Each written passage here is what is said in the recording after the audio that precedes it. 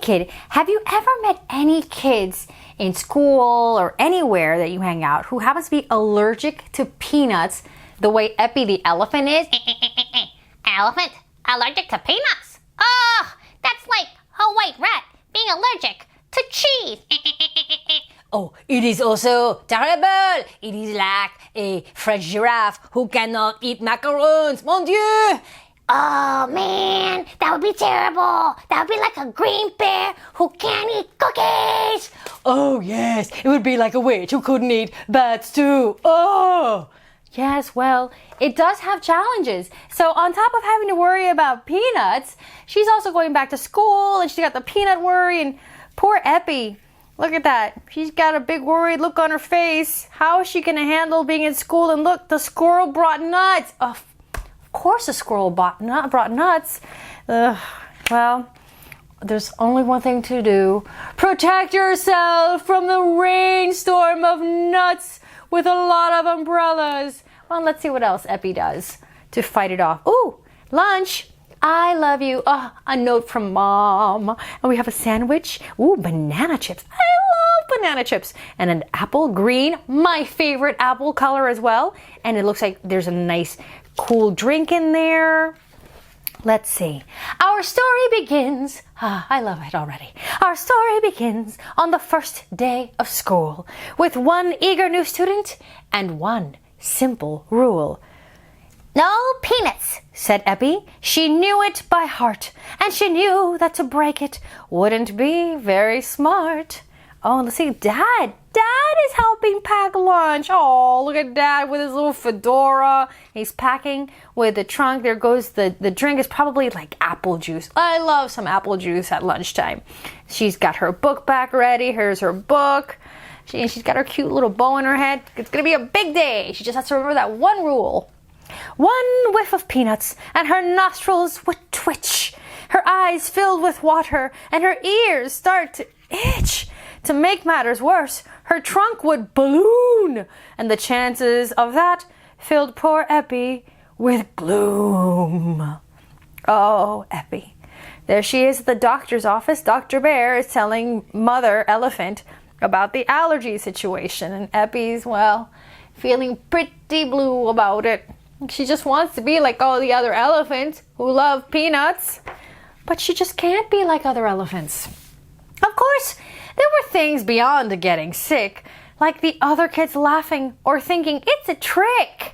Or perhaps they'd be able to see at first glance that Eppie was different and not give her a chance. Oh no, she has dreams of not fitting in, of pigs and turtles and sheep and mice laughing at her, and the zebra giving her a sideways glare in class, and a suspicious looking hippo. Oh, see, she's not just afraid of getting sick, she's afraid of being so different that she stands out in a bad way. But I think we all know here at KidTime StoryTime that being different is perfectly fine. So, while her teacher had been told and the school nurse alerted, Eppie still feared a crisis could not be averted. Little worrywart she is. Thank goodness her father saw something was wrong. He knelt close and whispered, "You're brave and you're strong." Hugging her tight, he said, "You make me so proud." He kissed Eppie's forehead, then left with the crowd.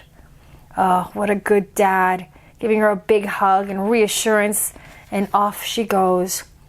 Well, squaring her shoulders, Eppie held her head high and bravely stepped forward, because big girls don't cry. All that she needed was one friendly face.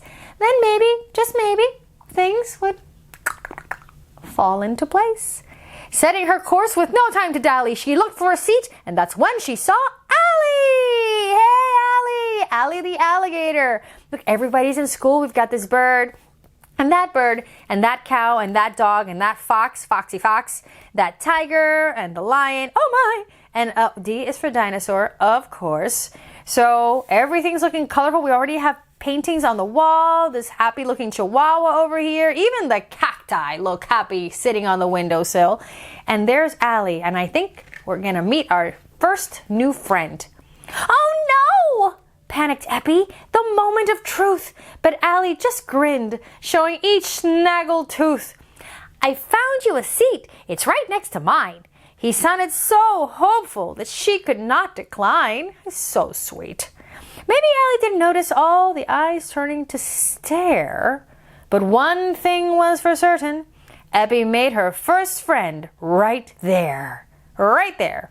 Oh, look how cute. The opening in the back of the seat is perfect for her tail to come out. And there's Allie. And why is the piglet looking over? Oh, I don't know. Well, maybe nothing. Maybe she just didn't know that alligators and elephants could be friends. Allie even asked her for help stacking blocks. Help me. They built quite a city filled with towers and docks. And what an alphabet puzzle gave them cause to worry. Pearl stepped in to help, and it was solved in a hurry. Oh, it's Pearl the squirrel. Soon they were inseparable, Eppie, Allie, and Pearl, and the rest of that morning just passed by in a whirl. Of course, look at that. They're doing puzzles, and they're playing at recess, little jumping jacks, art class. Oh, Allie was the model. And look, the squirrel brought a beret to be a French artiste. I know somebody who would appreciate it. Mais oui. That's right, I knew you would. Come lunchtime, the trio were bound both fast and true. They stuck to one another as if bonded by glue. Look at that. They're all sitting together at lunchtime. Look at her. She's having a great time, and he's having a great time, and Pearl's having a great time. Oh, we got cupcakes over here. I see a bowl of fruit. Pig's eating some slop. Got the ape eating banana. I see a rabbit here brought carrots. Okay, everybody brought their favorite foods. But just as the playmates found a great spot to eat, Eppie was pointed to a lone, distant seat. Oh.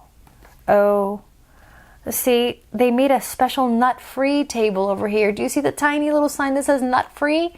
It says nut-free. And she is nut-free, so she has to go over there. The teacher told Allie, you have PB&J. That's trouble for Eppie. She must stay far away. And, well, Pearl's bag of peanuts only made matters worse. One touch could send Eppie right straight to the nurse.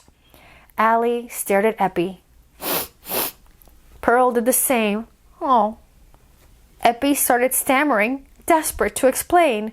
She said, I'm allergic, and peanuts make me ill. And with that, her perfect day took a turn downhill. Oh, everything was going so well. But PB&J, well, you know what PB is. Peanut butter. And she has a peanut allergy.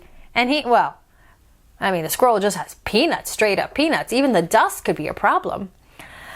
An elephant allergic to peanuts? This must be a prank.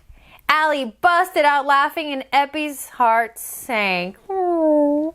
Pearl didn't say a word. She just sat there looking scared. While this was Eppie's gravest fear, she wasn't quite prepared. Miserable, she wandered off to eat her lunch alone and listen to her buddies from the distant nut-free zone. Everybody's looking. He thinks it's a prank. I mean, it is funny. It's funny, but it's not funny. You know what I mean? And he doesn't mean badly. He thinks it's funny because it's so unusual, and that'll happen sometimes. But people will then understand, and they won't make fun of you. First they have to adjust to the knowledge. Even after lunch had finished, things weren't quite the same. Eppie felt all on her own, her allergy to blame. She couldn't face her playmates. She could barely even speak. The fact that they knew her secret left her feeling small and weak. Oh, come on, kid. It shouldn't be a secret. It's nothing to be ashamed about. It's just an allergy. You can't help it. I mean, we're born with allergies. All of us have a little something we're born with that makes us a little bit different. But it shouldn't make her feel small and weak. Do you think she's small and weak? Of course you don't. I think she's rather large. You see? Do you see? Even Maleficent doesn't think you're small and weak. She thinks you're rather large. When school was finally over, she didn't say goodbye. She sidled home, bereft, alone, and tried hard not to cry. All throughout that evening, her thoughts were filled with dread. They followed her through dinner and her bath time and straight to bed. Oh, poor Eppie. Look at that. She's got a little pink bear too. Oh, she has her own pink bear and she's looking so blue, and Dad's coming to read a KidTime StoryTime and she's still feeling blue. Well, she started school the next day, still feeling lost and alone. How would she make it through the day with no friends to call her own? So Eppie didn't look for Allie. Hey. When she arrived in class, she deftly dodged both him and Pearl and wished the day would pass. Wah, wah. Well, they look equally blue. She doesn't realize that they're sad too. She hid from them at recess, but peeked as they played ball, back here, and wondered if her former friends missed her much at all. As the time for lunch grew nearer, she began to fear the worst. Alone again at lunchtime, Eppie thought her heart would burst. She imagined Pearl and Allie sharing loads of lunchtime fun, while she sat in the nut-free zone, alone and having none. Oh, the wild imaginings are getting away with her and taking her feelings on a dark, dark ride down. But what? When she reached her table, the sight that met her eye made tears of happiness well up. Why, yes, big girls sometimes cry, because there, side by side, their smiles of full-blown joy, sat Eppie's two best friends in the distant nut-free zone. Oh, look at that. They changed their lunch. They don't have nuts with them today, so they could sit together. Our parents made us tuna, said Pearl with a grin. And sorry for laughing, added Allie. It won't happen again. As Eppie stood between them, they explained how she'd been missed. They swore they'd make it up to her, and why shouldn't she resist? And we can eat our lunch each day beside this nut-free sign. Allie and Pearl looked so hopeful that Eppie could not decline. How could you decline when your friends go out of their way to make it okay to be with you again and have special consideration for your special situation? From then on, they were inseparable. Just Eppie, Allie, and Pearl. Not a peanut to come between them, and not one care in the world. And all was right in the land. Look at that, the pig and the tiger and the lion were playing, and the chicken and the pigeon were playing with the rat, and the flamingo playing with the monkey. Oh, these are two wild and crazy guys right here. And then the turtle with the cat and all the rabbits, so many rabbits. And look at that, the end, the happy end, but really the beginning of a brand new, beautiful friendship. And you see, it's not so bad being a little bit different, and it's always easy to adjust if you have a friend who has that problem. Yes, I would like to make a special request, Storyteller. Yes, Doug the Dinosaur. I didn't know you were here too. Of course. You know I do not miss any story times. So you know how I like to eat peanuts all the time for a snack? Yeah, like in fact, let's see here. You have this is your bag, right? Yes. I started to eat it earlier today. I hope you don't mind. No, I don't mind. Of course not. This is your special snack I bought you. Well, I have a friend at school named Bruce the Bobcat, and he also has an allergy to peanuts. So I would like to eat my special peanut bag at home where Bruce is not here, so he can get the allergy to my peanuts. Is that okay? Of course. What would you like me to pack for your snack for school instead? Well, I was thinking maybe some raisins or some, I liked Eppie's banana chips. Can I do banana chips? Because I think I like those too. Okay, so how about we do a combination of raisins and banana chips? Oh, that sounds so good. Okay, Storyteller, thank you very much. Bye, Eppie. I hope that you don't mind having an allergy. It's okay to be a little different. I, for example, am a dinosaur, and I do not well, you know, I am nice. I'm not mean like the dinosaurs in the movies, because we are not all like that. Exactly. We're not all exactly like people expect us to be. Exactly. We have to be ourselves. You taught me that, storyteller.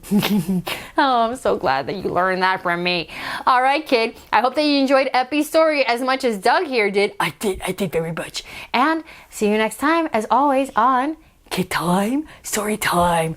Also, now it's peanut time.